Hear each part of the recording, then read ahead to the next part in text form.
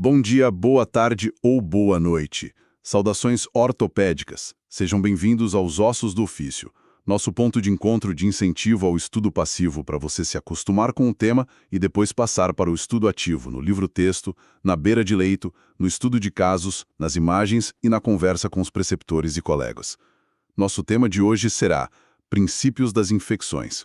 E para começar essa nossa discussão, pensa num dado aterrorizante que acontece todo santo dia nos nossos hospitais.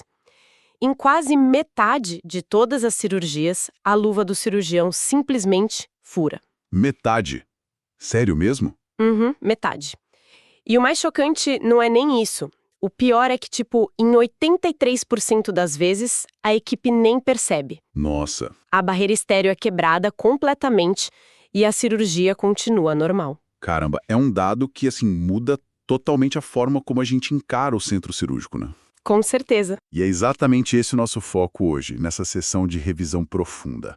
A gente vai destrinchar os princípios gerais de infecção na ortopedia usando um material de altíssimo rendimento. Exato.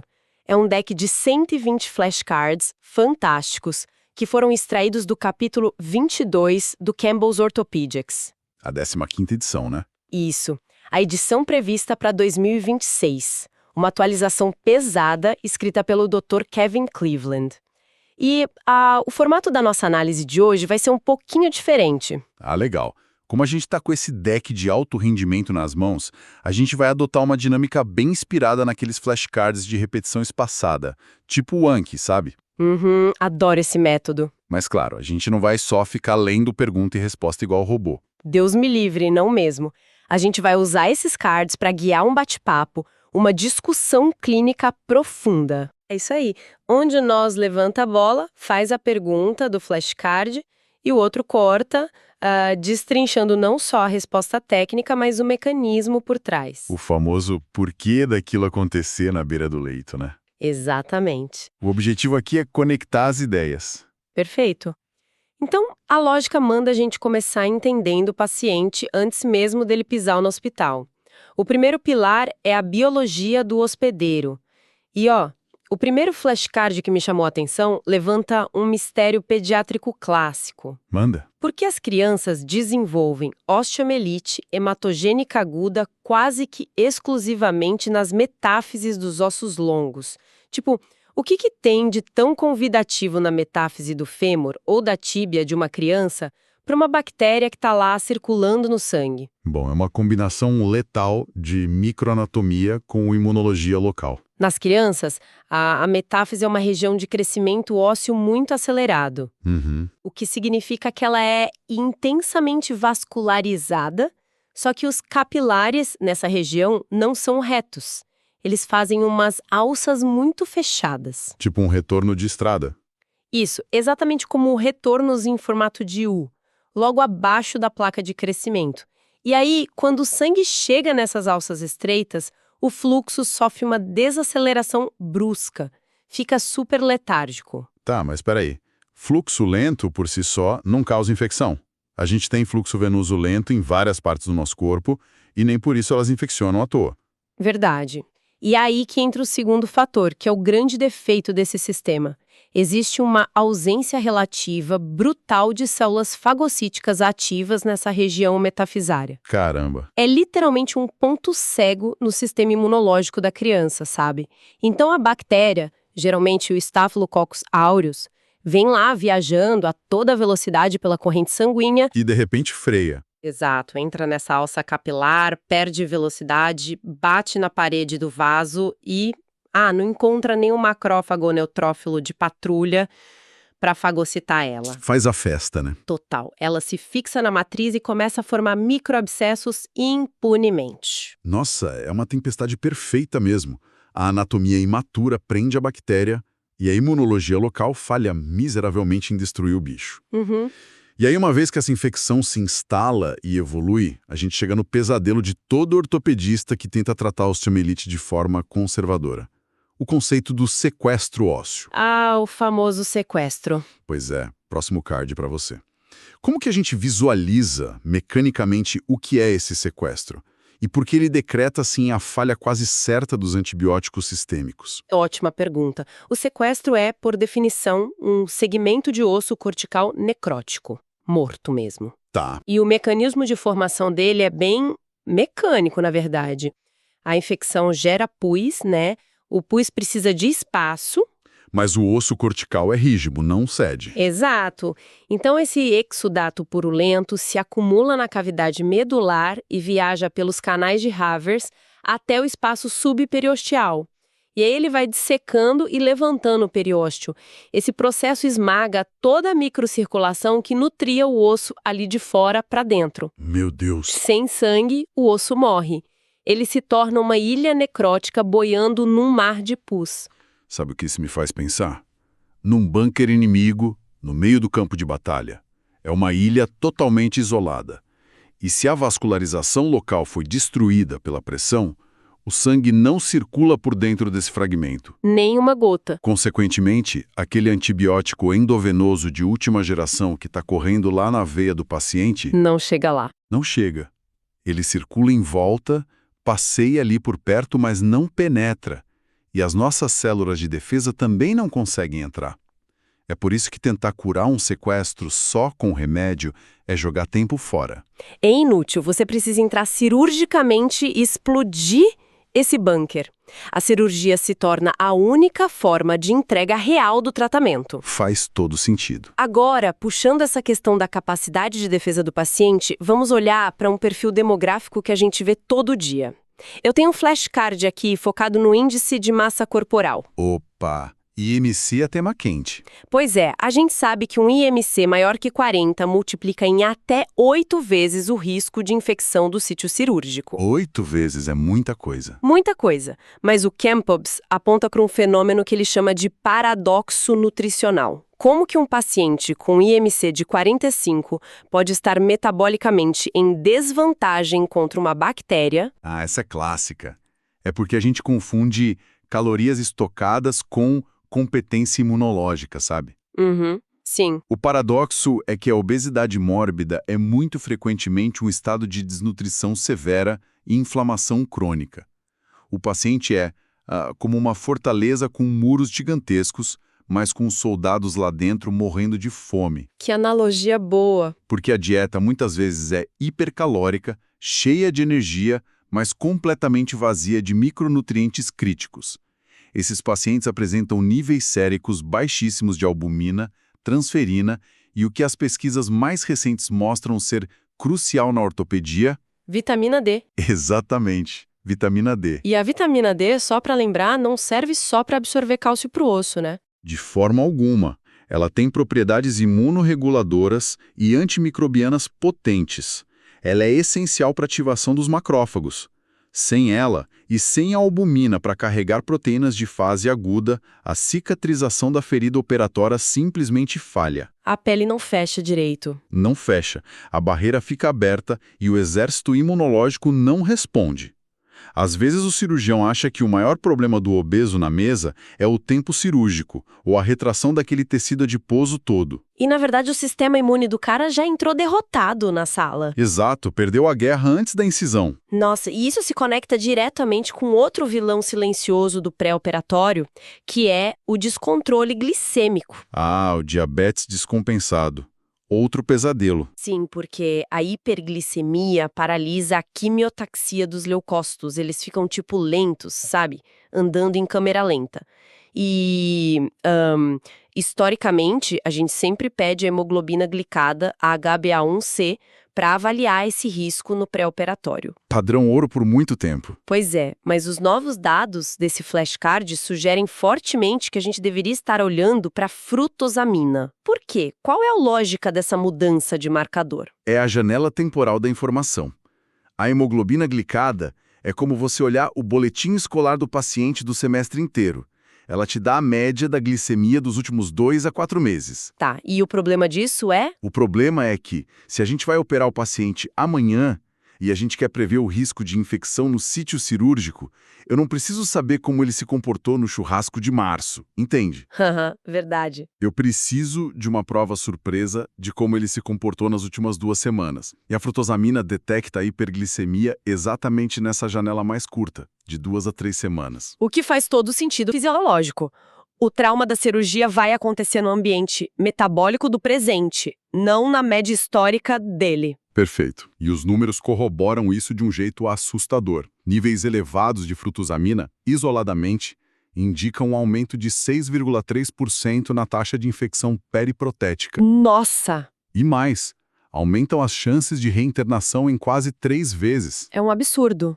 Bom, sabendo de tudo isso, o paciente chega na mesa de cirurgia com as vulnerabilidades dele, seja a nutrição falha, o IMC alto ou a glicemia oscilando. Uhum. Só que, a partir do momento em que as portas do centro cirúrgico se fecham, a responsabilidade de não introduzir o patógeno passa inteiramente para a nossa equipe, né? Sem dúvida. A bola tá com a gente. E aqui, revisando essa linha de frente da equipe, tem um flashcard que desafia um dos rituais mais sagrados da medicina: a escovação cirúrgica. Vixe, vão mexer em dogma agora. Pois é. Por décadas, a gente foi treinado a destruir a pele com aquelas escovas ásperas por exaustivos 5 minutos na pia. Mas a evidência atual diz que 2 minutos é igualmente eficaz. Como isso é possível? O que mudou? O que mudou foi o nosso entendimento da pele e, claro, a química dos antissépticos. A pele humana não é um azulejo de banheiro que você precisa esfregar com palha de aço até arrancar o esmalte, sabe? Uhum. Quando você escova mecanicamente por 5 minutos, você cria um monte de microabrasões. Você literalmente traz a flora bacteriana residente, que estava lá quieta nas camadas mais profundas e nos folículos, direto para a superfície. Você expõe o inimigo. Exato. Você ajuda a bactéria. A ciência mostrou que a fricção por 2 minutos com agentes como a clorexidina é o ponto de equilíbrio perfeito para limpar sem destruir. Então a química moderna substituiu a força bruta? Sim. E, vai além disso. As formulações modernas, tipo aquelas soluções aquosas alcoólicas de fricção, elas são tão eficazes que se a equipe fizer só uma lavagem simples de 1 minuto para tirar a sujeira macroscópica... Aquela lavada com sabão normal, né? Isso, tira a sujeira visual. E aí aplica a solução alcoólica sem escova nenhuma, a eficácia na redução da infecção do sítio cirúrgico é a mesma. Caramba! Porque o álcool penetra rápido e a clorexidina deixa aquele efeito residual protetor. Então ficar perdendo 5 minutos esfregando a mão na pia é dogma antigo, não é mais ciência baseada em evidência. É impressionante como a gente repete hábitos cegamente. O que me leva de volta àquela estatística brutal do começo do episódio. A gente lava as mãos com perfeição e então calça as luvas estéreis. A nossa armadura. Supostamente, né? A própria agência reguladora americana, o FDA, permite que 2,5% das luvas estéreis venham com microfuros direto da fábrica. O que já é um absurdo se você pensar na escala de cirurgias diárias. Mas o verdadeiro terror começa quando o bisturi começa a rolar. 48% das cirurgias registram perfuração de luvas, metade.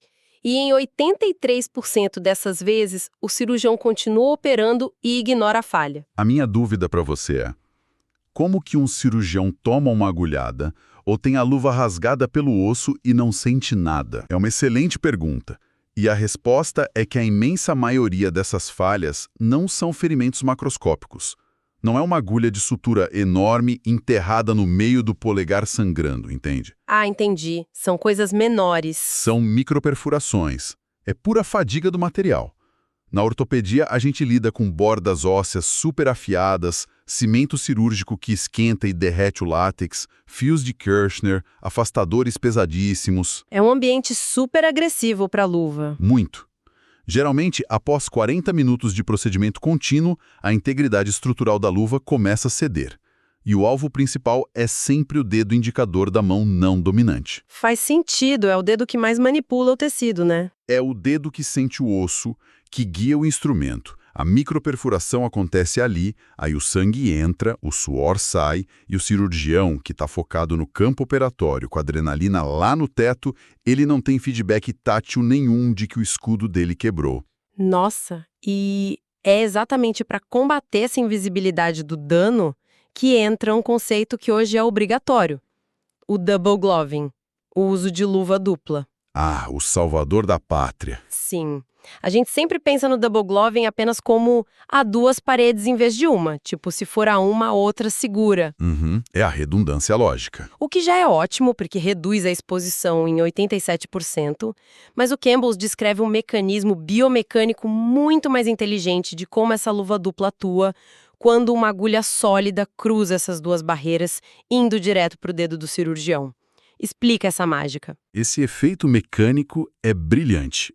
Pensa assim, imagina a agulha de sutura, contaminada com sangue do paciente, penetrando a primeira luva, a de fora. Tá, furou a primeira. Quando essa agulha atravessa aquele espaço microscópico entre a luva externa e a interna, o material elástico da luva externa atua literalmente como um rodo, um squeeze. O rodo? Como assim? Ele espreme a haste de metal da agulha. Ele vai raspando o sangue e os fluidos para trás, para fora do furo, enquanto a agulha entra. Nossa, é uma limpeza mecânica ativa no meio do caminho. Exatamente. Se essa agulha tiver força suficiente para perfurar também a segunda luva e finalmente furar a pele do residente ou do cirurgião, o volume físico de sangue e a carga viral que de fato entra na pele são reduzidos em até 95%. Tudo por causa dessa raspagem na primeira camada. Caramba! Não é só redundância, é um sistema de limpeza física de perfurocortantes. Que design acidental maravilhoso. Incrível, né? Mas ainda falando sobre preparo do campo e eliminar ameaças, tem um card aqui com uma conduta bem específica para cirurgias de ombro. Ah, o ombro é chato. Muito. A gente sabe que as glândulas sebáceas da região axilar e do ombro são o esconderijo perfeito de um patógeno oportunista terrível, o Cutibacterium acnes. O terror das artroplastias. O próprio. A nossa intuição seria jogar o antisséptico mais agressivo que existe lá dentro, né? Acabar com o bicho. Mas as diretrizes dizem expressamente para a gente não usar peróxido de hidrogênio a 3% por 5 minutos na pele do ombro. Se a bactéria é tão ruim, por que a gente não pode usar arma pesada? Porque, nesse caso, o dano colateral simplesmente não compensa. O peróxido de hidrogênio a 3%, se você largar no tecido por 5 minutos, ele é violentamente citotóxico. Ele mata a pele junto. Ele não mata só a bactéria, ele induz a morte celular massiva dos tecidos moles do paciente, mata os fibroblastos e atrasa brutalmente a cicatrização daquela ferida cirúrgica. Você esteriliza o ombro, sim, mas cria uma ferida que não fecha. O que, ironicamente, abre a porta para infecções muito piores depois. Exato, um tiro no pé. E tem outro problema tático gigante aqui. O Cutibacterium acnes é um mestre da camuflagem. Você não ganha essa guerra fácil. Ele foge das regras clássicas da inflamação, não foge? Porque a gente não vê aquele ombro clássico infeccionado, vermelho, quente e pulsando de pus. Não, nada disso. A infecção periprotética por ser acnes é super indolente, silenciosa. O paciente tem uma dor crônica que não passa, uma soltura do implante meses depois da cirurgia e só. E o pior, quando a gente desconfia e aspira o líquido lá de dentro para mandar para a cultura... Dá negativo. Dá negativo. E aí o cirurgião relaxa e descarta a infecção. E ele descarta de forma errada, né? Totalmente errada. Porque o laboratório provavelmente olhou para a placa de Petri no 5º dia, não viu nada e jogou no lixo, como eles fazem com a grande maioria das culturas de rotina. Ah, claro. Só que o C. acnes tem um metabolismo tão, mas tão devagar, tão anaeróbio, que ele exige placas de cultura prolongadas. Se você, médico, não escrever em letras garrafais no pedido para o patologista segurar aquela placa por 7 a 16 dias inteiros, o bicho não vai crescer a tempo de ser visto. Ou seja, é um falso negativo logístico. Não é que a bactéria não estava lá. O laboratório que fechou cedo demais. Exatamente. E isso nos obriga a olhar com muito mais criticismo para as nossas ferramentas diagnósticas de rotina. Sabe, a gente assume muito fácil que um exame de sangue comum vai dar a resposta na mão. Nossa, nem me fale. Eu ainda vejo muito nas emergências médicos excluindo infecção músculo-esquelética porque o leucograma do paciente veio normal. O cara bate no peito e diz, olha aqui, a contagem de glóbulos brancos está perfeita, não tem infecção. As fontes do Campbell são implacáveis sobre isso. O texto do flashcard é brutal nesse ponto. Confiar no leucograma para atestar ou excluir infecção ortopédica é um erro crasso. Crasso. Diferente de uma sepse abdominal ou de uma pneumonia lobar que jogam glóbulos brancos na circulação aos montes e alertam o corpo inteiro, as infecções musculoesqueléticas muitas vezes ficam isoladas nos compartimentos delas. Presas no osso ou dentro de uma cápsula articular bem grossa. Uhum. E o sistema imune periférico não reage da mesma forma a essa infecção blindada. Você pode literalmente drenar 200 ml de pus puro do quadril de um paciente. Uma poça de pus. Uma poça. E o exame de sangue dele mostrar uma série branca perfeitamente serena no laboratório. Engana demais. Tá, e qual é a resposta metabólica rápida que a gente deve perseguir, então, se o leucograma mente? A proteína C reativa, a famosa PCR. A PCR salva vidas. Salva. Porque a cinética dela é desenhada para processos inflamatórios destrutivos. Aconteceu o insulto bacteriano lá no osso, os macrófagos locais liberam citocinas e o fígado produz a PCR num piscar de olhos, em questão de 6 horas. Rápido demais. E ela bate o pico de concentração no sangue em 48 horas. E o mais valioso para nós cirurgiões, ela serve como um termômetro de cura. Como assim? Se o antibiótico certo foi introduzido ou se aquele sequestro ósseo foi removido cirurgicamente com sucesso, a PCR despenca. Ela normaliza em cerca de 1 semana. O leucograma nunca jamais faria esse mapeamento temporal com tanta precisão. Então, no sangue periférico a gente segue a PCR, ponto. Mas e quando a gente tem acesso ao epicentro do problema? Na análise daquele líquido sinovial que a gente aspira direto de uma articulação inflamada, a gente precisa de números agressivos para bater o martelo. Sim, a gente precisa de dados sólidos ali. Só para o pessoal que está ouvindo se guiar, o flashcard traz o ponto de corte clássico de uma artrite séptica indiscutível. É achar mais de 80 mil leucócitos no líquido. 80 mil é bastante coisa. É uma guerra.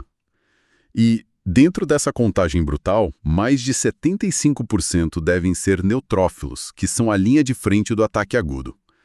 Se o exame bater esses números, meu amigo, a articulação está sob ataque massivo. E o tratamento cirúrgico de urgência, aquela lavagem imediata, é inegociável. Inegociável. Atrasar algumas horas significa destruir a cartilagem do paciente irreversivelmente. E essa mesma urgência bate de frente com outro hábito péssimo que a gente vê nas emergências. Pedir radiografia simples na suspeita de osteomielite aguda. Ah, o famoso raio-x que não mostra nada. Ele mesmo, porque as chapas de raio-x mentem descaradamente pra gente nas fases iniciais. A resposta está na mistura de física radiológica e biologia óssea. O raio-x, ele não enxerga inflamação.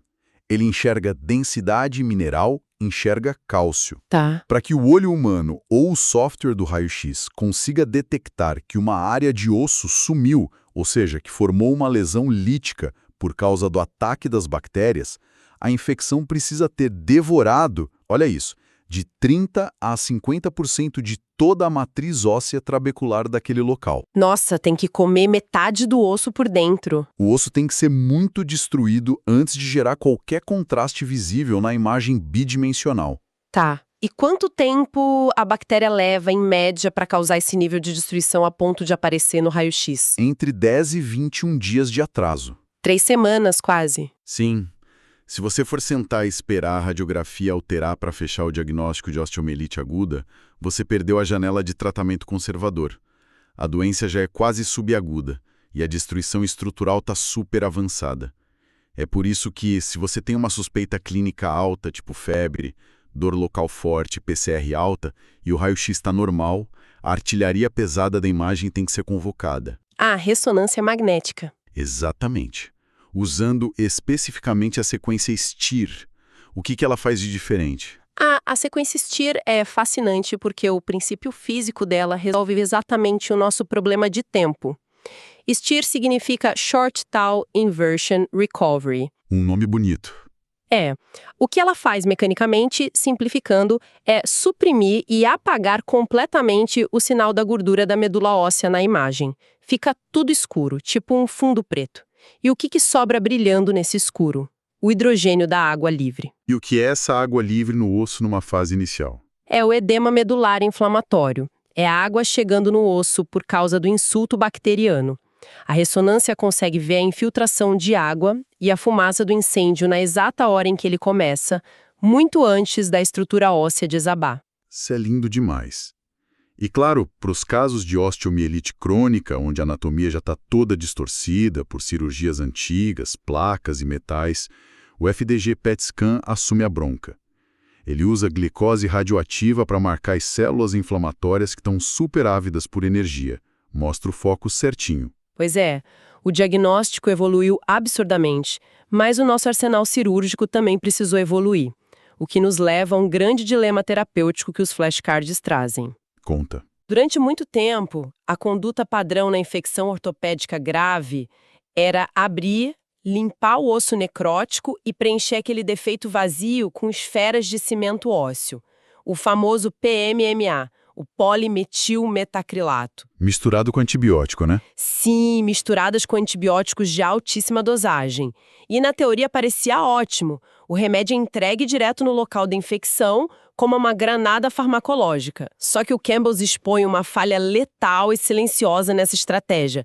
Qual o problema biológico de longo prazo de largar essas esferas de PMMA lá dentro? O problema central é a farmacocinética local, aliado ao fato de que o PMMA é um acrílico sintético completamente não biodegradável. O corpo não dissolve isso nunca. Nunca. O corpo humano não consegue absorver acrílico. Nas primeiras semanas, maravilha. Essas esferas de acrílico vazam o antibiótico no osso necrótico em concentrações absurdas, matando tudo que sobrou da infecção. Até aí, sucesso total. Só que esse vazamento da droga é exponencialmente decrescente. Vai caindo. Vai caindo muito. Depois de algumas semanas, a concentração do antibiótico no tecido cai para níveis subclínicos. Ou seja, ele para de matar e começa só a fazer cócegas, a irritar a bactéria que porventura restou ali. Pior que isso, a esfera de cimento, uma vez que ela esgota a sua carga química, ela passa a atuar simplesmente como um corpo estranho, gigantesco e inerte. Ela vira um terreno perfeito para ser colonizado. Ah, não. As bactérias sobreviventes encontram uma superfície maravilhosa para grudar, criar aquela matriz mucosa impenetrável que é o biofilme, e ainda sofrerem mutações genéticas no ambiente gostoso de baixa concentração de antibiótico. É um treinamento para a superbactéria. Em resumo, se o cirurgião esquecer ou o paciente sumir e não entrar novamente no centro cirúrgico para remover mecanicamente todo esse PMMA em até 4 semanas, ele está fabricando uma superbactéria multiresistente. Literalmente. O que era nossa arma de cura vira a base de operações do inimigo blindada por biofilme. É um tiro no próprio pé gigantesco. E é exatamente por esse risco que as fontes de hoje justificam a forte recomendação moderna de transição para o sulfato de cálcio ou outros carreadores minerais biodegradáveis. É muito mais inteligente. Você mistura o antibiótico no sulfato de cálcio, coloca lá no defeito ósseo, ele libera a droga de forma constante e eficiente e, em algumas semanas, ele se dissolve completamente. Some do mapa. Some. Não sobra substrato sólido inerte para a bactéria grudar e criar biofilme. E, de quebra, poupa o paciente de ter que passar por uma segunda cirurgia grande só para tirar o cimento antigo. Você resolve o problema local sem criar uma incubadora biológica. Lindo. Mas, falando em consequências biológicas graves de quem opera infecções, vamos fechar nossa análise de hoje abordando um ponto que às vezes a gente esquece. A proteção de quem está com a mão lá dentro operando o paciente infectado. A equipe cirúrgica. Isso. A gente sabe que a ortopedia tem serras girando em alta velocidade, cortando ossos, martelos batendo, farpas de osso parecendo lâminas voando pelo campo. A gente já falou lá no começo que 48% das luvas furam, mas, trazendo para os dados reais, qual é a taxa de contato direto de fluidos do paciente com a pele do cirurgião, hoje em dia? É um número que dá frio na barriga. As fontes indicam que, de 6% a 50% das cirurgias resultam em alguma quebra de barreira com exposição real ao sangue do paciente. Até metade das vezes a barreira falha. E machucados de fato. As exposições percutâneas, sabe? Aqueles acidentes com agulha ou lasca de osso que atravessam a pele e entram mesmo no dedo do cirurgião, ocorrem em até 15,4% das operações. É uma roleta russa ocupacional, especialmente se a gente pensar num ambiente de trauma. Imagina o cenário clássico de emergência. 3 da manhã, fratura exposta complexa, a equipe toda acelerada, cansada, e aí o residente sofre uma punção no dedo com uma agulha oca, daquelas grossas, cheia do sangue do paciente da maca. Só de imaginar já dá taquicardia. E aí a gente descobre que o paciente, que é de alto risco, tem uma sorologia positiva para patógenos transmissíveis pelo sangue. Imediatamente as pessoas entram em pânico com o HIV, o que é natural da nossa cultura, mas a taxa real de soroconversão, da infecção de fato se fixar no residente após a punção, ela varia absurdamente entre os 3 principais vírus do sangue, né? Varia muito e os números chocam a maioria das pessoas. Num acidente confirmado com sangue contaminado com HIV, o risco estatístico de soroconversão, de pegar a doença, é de apenas 0,3%. A barreira viral e a eficácia da profilaxia de emergência fazem esse número ser muito, muito baixo. Tá, 0,3 para HIV. E a hepatite C? Se a exposição for com hepatite C, o risco já sobe um pouco, vai para 1,8%. Mas o verdadeiro leão invisível, o monstro do centro cirúrgico, é o vírus da hepatite B. E qual o risco? Se o cirurgião não estiver vacinado e não possuir anticorpos circulantes adequados no exame de sangue, uma punção isolada tem uma chance absurda de 30% de transmissão. 30%? 1 cada 3 residentes que se furam sem vacina pegam. É um nível de infectividade colossal. É assustador. A carga viral da hepatite B numa fração minúscula de gota de sangue é astronômica. É por isso que a exigência hospitalar da titulação anual daquele exame anti-HBs não é só burocracia chata do RH. É preservação da vida da equipe cirúrgica. Sem dúvida. Mas, voltando na hepatite C, há um detalhe cruel que a gente precisa mencionar sobre ela nesse contexto de acidente perfuro-cortante. Digamos que o residente se fura e a fonte lá da maca é francamente positiva para hepatite C.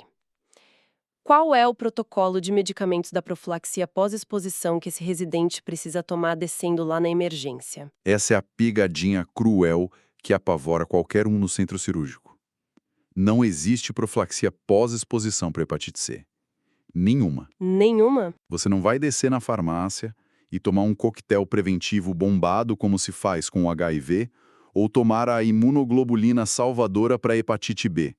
Não tem remédio preventivo. O protocolo oficial hoje para a exposição ao vírus da hepatite C é literalmente cruzar os braços, testar o RNA viral do residente nas semanas subsequentes e observar. Ficar esperando. Que agonia. Você tem que esperar para ver se a infecção aguda se instala no seu fígado. Se ela se instalar e der positivo, aí sim, só depois de doente, se inicia o tratamento com aquelas drogas antivirais diretas, de altíssimo custo, para tentar curar a doença já ativa. Caramba! A ausência de prevenção medicamentosa é a maior prova de que as medidas físicas intraoperatórias que a gente falou, o double gloving obrigatório e a proteção facial integral, não podem ser vistas como opcionais ou chatices da CCH. Você tem que confiar no seu escudo plástico, porque não tem escudo de pílula na farmácia. É a prevenção física sendo a única linha de defesa real entre a saúde do profissional e uma hepatite crônica grave. Bom, eu acho que a gente cobriu brilhantemente os principais conceitos dos cards de hoje. Passamos desde a fisiologia do paciente gordinho e desnutrido, até a dinâmica microscópica da luva furada no centro cirúrgico, o diagnóstico preciso com PCR e ressonância, e fechamos com essa proteção ocupacional super necessária. Foi excelente. E, sabe, antes da gente encerrar, eu queria quebrar um pouquinho o ritmo do Q&A por um segundo. Porque revisando essas fontes para o programa de hoje, isso me trouxe uma reflexão provocadora sobre o próprio futuro da infectologia ortopédica. Opa, diga lá, o que te deixou com a pulga atrás da orelha além dessas diretrizes novas? Quando o capítulo discute o futuro do diagnóstico, ele dedica um espaço bem significativo para uma tecnologia chamada sequenciamento de nova geração, o NGS. Ah, o NGS é o futuro mesmo. Sim, e a gente sabe que o NGS não depende da bactéria estar viva e crescer numa placa de laboratório durante dias. Ele simplesmente pega a amostra e sequencia fragmentos de DNA microbiano livre ali com uma sensibilidade assim avassaladora. Ele acha a digital do DNA bacteriano onde aparentemente não havia absolutamente nada vivo. Exato. E aí que entra a crise. Porque toda a nossa base ortopédica tradicional, tudo que a gente aprendeu, se sustenta numa premissa inegociável, a de que o interior de uma articulação normal e saudável, livre de cortes, é um ambiente estéril. Não há vida lá dentro, além das nossas próprias células.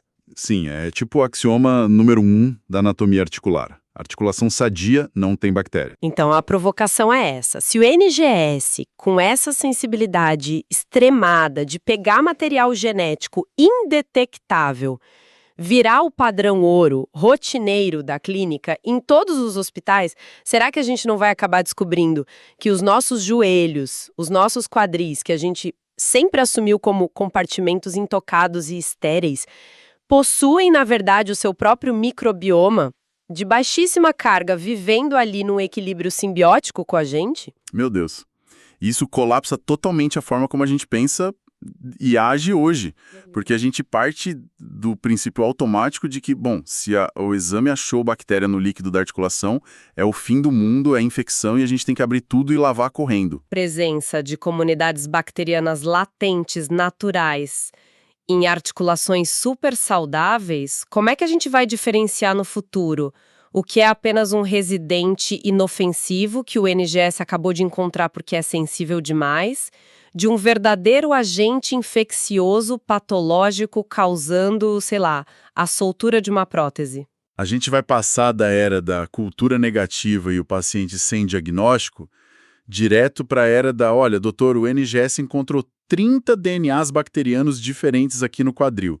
Mas qual deles está causando a dor do paciente ou será que nenhum tá? É isso. A altíssima definição da genética pode inaugurar uma fase de caos interpretativo no que hoje a gente chama, de forma simples, de infecção. A gente não está preparado para tanta informação. A gente vai deixar de procurar agulha no palheiro para, de repente, encontrar 500 agulhas diferentes misturadas.